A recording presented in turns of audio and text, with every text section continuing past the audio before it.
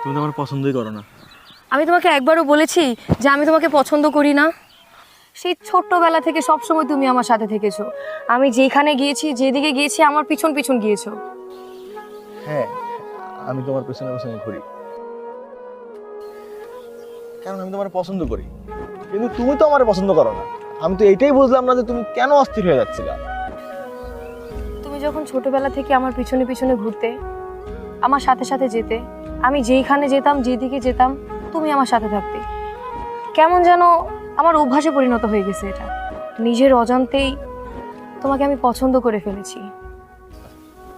সত্যি তুমি আমার পছন্দ করো? কিন্তু সেদিন যে তোমার আমি কইলাম, সেদিন কিছু কইলে না কেন? তুমি আসলেই একটা গাধা। তুমি এতদিন আমার পিছনে ঘুরো, আমাকে ভালোবাসো, তুমি বলছো আমাকে একবারও? আমি কেন বলতে যাব?